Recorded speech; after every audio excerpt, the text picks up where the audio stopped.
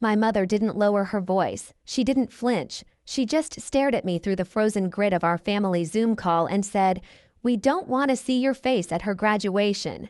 No pause, no hesitation. My sister smirked in her little square. My father looked away. And in that moment, every year, I'd carried them quietly, blindly snapped inside me.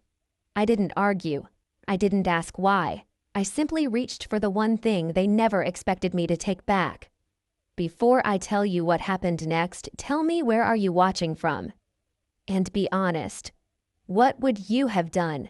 My name is Amber, and for most of my life I thought keeping the peace meant keeping quiet. I grew up in a family where love was measured in obligations, where the person who gave the most was expected to ask for the least. Lorraine, my mother, was the center of everything the sun everyone else orbited. Victor, my father, stayed in her gravity without question. And Riley, my younger sister, bloomed in that warmth while I learned to live in the shade. I moved to Seattle in my 20s, chasing a career in finance tech and a version of independence I didn't yet understand. But even from 1,000 miles away, the family pattern never changed. It started the week I got my first job. Lorraine called, sounding proud and tired all at once. She said Riley's tuition bill had come in and asked if I could help just this once. I said yes before I even thought about it. By the end of that year, once had turned into every semester, every book, every off-campus expense she needed to thrive. Riley never thanked me. Lorraine stopped pretending it was temporary. Victor kept the peace by staying silent. And every time I hesitated, my mother would lace her voice with disappointment, the kind that made you feel ungrateful for even questioning. I remember one Christmas when I saved up and bought Riley a laptop so she could keep up with her courses. She unwrapped it, glanced at the screen, and said, "Oh, I thought it was the higher model." Lorraine just laughed softly and said, "Maybe next year, sweetie." I swallowed the burn in my chest and told myself it didn't matter. But it did. All of it did. The message that finally cracked something in me came months later. Lorraine left her phone on the counter during a visit, and a text lit up from my aunt. "She pays because she's gullible." "Let her," my mother replied with a smiley face and a single line. Some people were born to support the family. I never confronted her. I just carried the knowing like a bruise under clothing. And still I paid, because I thought maybe if I stayed useful, I'd eventually feel like I belonged. So when that Zoom call opened and I saw the familiar tightness in Lorraine's jaw, the practiced pity in Riley's eyes, I felt that old bruise throb. But I didn't yet know that this time, this one time, I wouldn't swallow it back. The days leading up to that Zoom call felt off, like the air before a storm. Riley had been quieter than usual, which never meant peace, only plotting. Lorraine sent me a string of clipped messages asking if the next cycle of tuition payments had processed. She didn't say please, she never did. I told myself it was normal, that helping was what I'd always done. But something in my chest felt tight, uneasy. The unease snapped into clarity when my bank flagged unusual activity. A calm voice explained that a card under my name, one I'd forgotten existed, had been used for several large purchases. Designer shoes, a bracelet, a weekend shopping spree totaling around $4,000. My stomach dropped. The card was supposed to be for groceries years ago. I hadn't touched it since. I knew before I called who had. Lorraine laughed when I brought it up. "You're being dramatic. Riley needed a few things for graduation. Don't ruin the moment. Ruin the moment." As if I was the one taking something from them. Later that night, still shaking, I checked my accounts. 2 more cards, both under my name, had been quietly maxed out. Payments I'd never approved. Subscriptions I'd never used.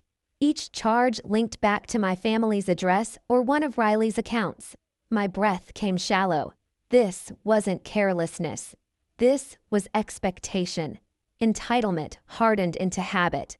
And then came the final blow, a screenshot accidentally forwarded from Riley's group chat. My name at the top. Her message underneath, "Don't worry about money. Amber exists for that. She's basically our cash cow." I stared at that line for a long time, feeling something inside me go still. When the Zoom call opened the next evening, their faces filled the screen like a panel of judges. Lorraine didn't waste a second. "We don't want to see your face at her graduation," she said, her voice clipped with authority. Riley sat smugly next to her arms, crossed like she'd earned the right to ban me. My throat tightened, but I kept my face calm. While Lorraine waved a hand. "This isn't about you. Don't make it about you. Riley needs a peaceful day." Riley added, "Yeah, you always make everything tense. Just stay home. It's better for everyone." Victor looked at the floor and said nothing. Once that kind of dismissal would have gutted me. I would have apologized, tried to fix whatever imagined problem they'd created. But the insult, the theft, the years of quiet taking, they clicked into place like a lock turning. My voice came out low, steady. "Then you'll never see my money again." Lorraine blinked as if the words didn't compute. Riley scoffed. But I meant every syllable. That sentence didn't just leave my mouth. It left a life I was done living. When the Zoom call ended, the apartment felt strangely quiet, as if the walls themselves were waiting to see what I would do. For the first time in years, I didn't rush to fix anything. I didn't replay their words, searching for ways to smooth them over. I just sat there, letting the silence settle over me like a blanket I'd forgotten I owned. Then I opened my laptop. The screen's glow washed across my desk as I signed into the tuition portal. Riley's account sat there bright and expectant, one more semester, pending one more payment scheduled under my name. My fingers hovered for a moment, not trembling, just aware. Aware that this was the moment everything shifted. I canceled the plan, a single button, a quiet click, years of obligation dissolving in an instant. Next, I pulled up my bank dashboard, 3 cards tied to my identity, all with activity I never approved. Purchases linked to Riley's email, Lorraine's shipping address, or the family home. I froze each account one by one, the system chiming confirmations back at me. Then I removed the connected devices, Riley's phone, Lorraine's tablet, and updated the passwords they'd used for years without permission. The calm in my chest didn't feel like anger. It felt like clarity. After that, I went through payments, bills, and statements, creating a clean folder of evidence. Not to weaponize, but to finally see the truth laid out plainly, every transaction, every assumption they'd made about my role in their lives. It wasn't support. It was entitlement dressed up as expectation. As I organized the files, I found an audio note I'd forgotten existed, recorded accidentally during a speaker call months ago. Lorraine's voice light and amused. Riley's laughter in the background. "She'll pay," Lorraine said. "She always pays," Riley replied. Then a joke I'd never heard until now, "It's basically her purpose." I closed the file slowly, letting the words pulse through me. Not to hurt me, but to remind me that reality didn't match the version of family I'd been clinging to. My phone buzzed on the table. "Riley, did the payment go through? I can't see it." "Lorraine, don't be childish. Fix this." "Victor, just breathe.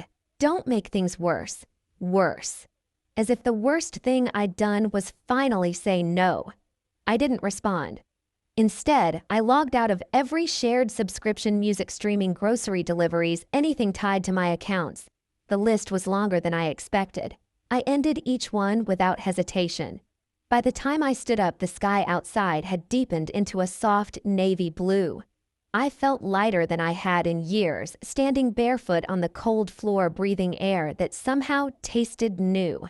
They thought cutting me out of a celebration would keep me small, but all it did was make room for me to finally step out. 3 days passed before Lorraine finally demanded another family meeting. The subject line of her email said urgent, but it was the kind of urgency people use when they've lost control, not when they're in danger. I clicked the Zoom link out of curiosity more than duty. A part of me wanted to see how far they'd push. Another part wanted to see how far I'd come. When the screen loaded, they were all already there. Lorraine sat in the center like she always did, perfectly framed chin lifted as if she were presiding over something important. Riley lounged beside her, makeup, flawless eyes tight with irritation instead of gratitude. Victor hovered near the back of the living room, hands in his pockets, looking smaller than I remembered. Finally, Lorraine snapped as if I were late. "We need to address your behavior." "My behavior?" "Of course." I said nothing. Silence was a new language for me, one they didn't understand yet. She continued, Riley's graduation is in less than 2 weeks. They won't let her walk unless the outstanding balance is paid. You know this. You've always handled it. So fix it. Riley rolled her eyes. I don't get why you're making this a big deal. You're the one with the career. Just do what you always do. There was a brief moment where I wondered if they truly didn't see it. The theft, the manipulation, the entitlement. Or maybe they saw it all along and simply didn't care. That's when it clicked. The problem had never been their blindness, it had been my willingness. I'm not paying, I said calmly. Lorraine's lips curved into disbelief. Don't be ridiculous. You're angry, fine. But don't sabotage your sister out of spite. I'm not sabotaging her, I replied. I'm stepping out of a role I never agreed to play. Victor finally lifted his head. Let's not escalate. We can talk this through. Talk. I let out a soft breath. You never talk. You all tell. Riley scoffed loudly. This is so dramatic. You act like we've done something to you. I clicked a button on my screen. A window opened my folder. Payments, bills, statements, organized in quiet, damning rows. What is this? Lorraine demanded. The truth, I said. I shared my screen, letting the numbers speak first. The unauthorized purchases, the recurring charges, the cards linked to Riley's email, the shipping addresses matching the family home, the grocery-only card used for luxury items. Riley's mouth tightened. Lorraine's face remained stiff, but a flicker of something recognition or fear passed through her eyes. Victor stepped closer to the camera. Ambar, you could have just talked to us. I tried, I said softly. For years. I clicked another file. The audio note played. Lorraine's voice echoed through all our speakers. She'll pay. Riley's laugh followed. She always pays. Then, the line that had rooted itself in me like a splinter. It's basically her purpose. When the recording ended, no one spoke. Even Riley's performative confidence faltered. Lorraine found her voice first. I can't believe you recorded us. I didn't, I said. It was automatic. But I listened. Riley crossed her arms tightly. You're blowing this out of proportion. Proportion, I repeated.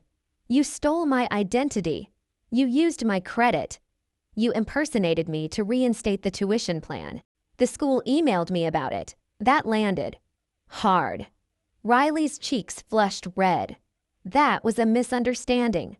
It was fraud, I cut in, still calm. And I'm choosing not to press charges. For now. Lorraine's composure cracked. Charges against your own sister. What is wrong with you? What's wrong, I replied, is that you raised her to believe she could do it. Victor finally spoke, barely above a whisper. Ambar, we didn't know it got this far. Yes, you did, I said. You just didn't want to stop it. Lorraine slammed her hand on the table. Enough. You are not destroying this family because of a few misunderstandings. Riley deserves her moment. You owe it to us too? I leaned forward, voice low and steady. I don't owe you anything. The sentence hit them like a physical force. Riley blinked rapidly. So you're just going to let me look stupid on graduation day? You're an adult, I said. Your education is your responsibility. Lorraine shook her head furious. You've changed. This isn't you. No, I corrected her. This is me without your script. For a moment, the call fell into complete silence. The kind of silence that reveals everything words have tried to hide. Then Lorraine attempted one last tactic, her most familiar one. If you walk away, now don't expect this family to welcome you back. I felt the fear rise, the old conditioned panic of losing them. Then it faded, replaced by something stronger. I'm not walking away from family, I said. I'm walking away from people who never acted like mine. Riley stood up abruptly, knocking something over. You're selfish. Ungrateful. You've always been jealous of me. Jealous. Of the person who weaponized my generosity. It would have been funny if it hadn't been so sad. I hope someday, I said quietly, you understand the difference between support and exploitation. Lorraine glared at me as if hate alone could force compliance. You'll regret this. Maybe once I would have, but not now. I already did my regretting, I replied. I'm done. I hovered over the leave meeting button, their faces blurred into a single desperate tableau, anger, confusion, fear, all tangled into the same expression they'd worn every time their control slipped. For the first time, I didn't shrink. I wish you well, I said softly. But I'm finished being the one who pays for your peace. Then I clicked the button. The screen went dark. The call ended, and for the first time in my life, something began. In the weeks that followed, the echo of that call settled into a strange quiet. No more demands. No more guilt-laced messages. Just silent, sharp at first, then oddly peaceful.